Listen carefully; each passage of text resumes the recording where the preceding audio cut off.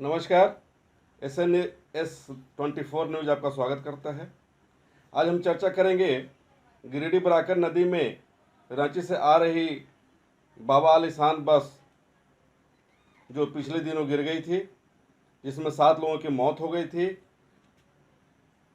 उस घटना के बाद इस बात का खुलासा हुआ था कि जो बस दुर्घटनाग्रस्त हुई है वह बस यानी उस बस का बीमा इंश्योरेंस एक स्कूटी के नाम पे है। स्कूटी का नंबर है, उस पर बीमा है, उसी का बीमा है और उस पर वो बस चलाई जा रही थी। जब इस मामले का खुलासा हुआ, मीडिया ने इस मामले को काफ़ी प्राथमिकता के साथ लिया, तो जिले के उपायुक्त ने एक जांच कमेटी का गठन किया। उस जांच कमेटी के गठन में जिनको शामिल किया गया था उसमें एसडीओ, टाउन डीएसपी, डीटीओ और एमवीआई गिरिडीह के पदाधिकारी शामिल थे।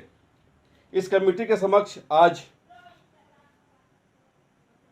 बस के मालिक राजू खान को उपस्थित होने का आदेश था।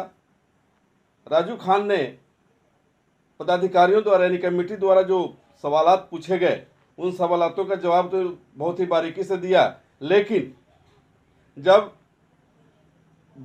राजू खान ने कुछ जानना चाहा कि भाई ठीक है, यह बस एक नहीं और भी हो सकते हैं, ये जांच का विषय है और यह जांच का विषय ये है कि डीटीओ कार्यालय यह जानने का प्रयास करे, यह पूछताछ करे अन्य एजेंसियों से, जो एजेंसी वाहनों का इंश्योरेंस करती है उन एजेंसियों से बात करें, उनका लिस्ट ले और लिस्ट लेकर के जानने का प्रयास करें कि किन किन वाहनों का इंश्योरेंस किया गया है और किन किन वाहनों का बीमा किया गया है।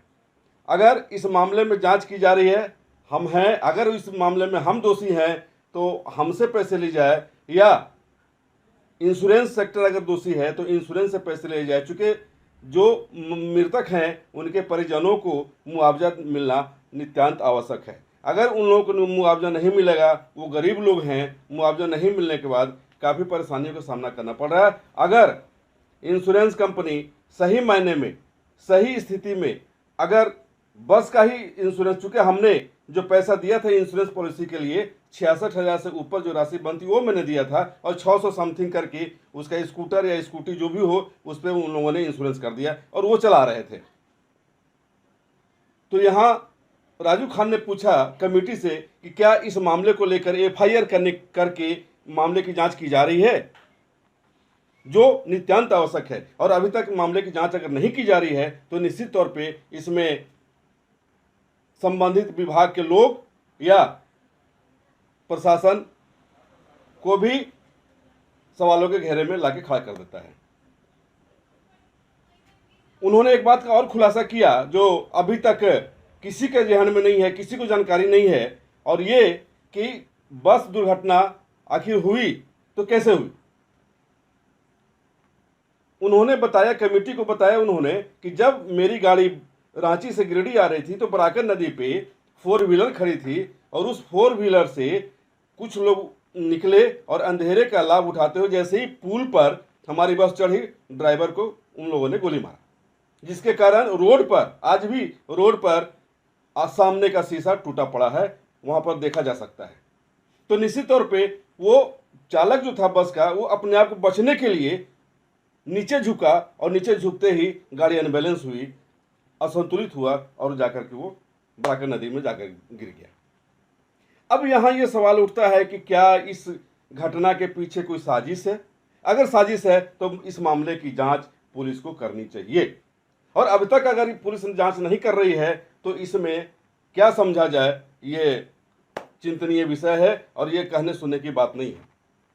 लेकिन अगर गोली मारने के बाद ड्राइवर जो बस का चालक था वो अगर असंतुलित हुआ है, गाड़ी उसे असंतुलित हुआ है, तो निश्चित तौर पे इसमें उस कार की भी खोज की जानी चाहिए जिसने वो बस पर गोली मारा। आखिर बस में सवारी जो भी थे, कहीं उस सवारियों से लूटने की योजना तो नहीं थी उन लोगों की, इसलिए तो उन लोगों ने गोली नहीं चलाया। अगर नहीं चलाया तो अभी तक उस बस के बारे में तो बस थाने में जमा है, लेकिन 4 व्हीलर के बारे में अभी तक प्रशासन ने क्यों नहीं जांच किया, क्यों नहीं 4 व्हीलर के बारे में जानने का प्रयास किया जा रहा है। ऐसे कई सवालात हैं, इन सवालों का जवाब प्रशासन को देना चाहिए। और सबसे बड़ी बात यह है कि एक नहीं 4 बस ऐसे हैं जिनका बीमा स्कूटी के नंबर पे हुआ है, यानी जो बस नंबर है जो संचालित हो रहा है गिरिडीह से रांची, और यही नहीं कुछ और भी बसें हैं,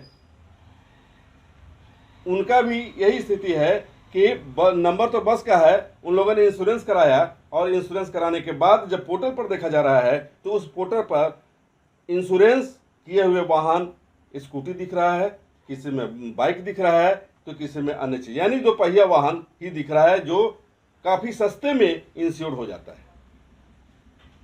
इसमें जांचना चाहिए। यह जांच का विषय है कि आखिर इंश्योरेंस सेक्टर ये क्या कर रहा है।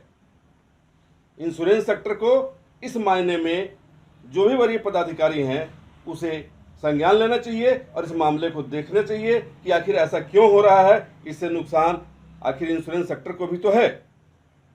जिस किसी ने भी इंश्योरेंस सेक्टर में जो भी अधिकारी, कनीय अधिकारी हो या वरीय अधिकारी हो या फिर एजेंट हो, जिस किसी ने भी ऐसा किया है तो उससे इंश्योरेंस सेक्टर को नुकसान हो रहा है, आर्थिक नुकसान हो रहा है। उस आर्थिक नुकसान की भरपाई कौन करेगा, यह जांच का विषय है और इस पे प्रशासन को सजग होना चाहिए और तमाम तथ्यों पर जांच की जानी चाहिए।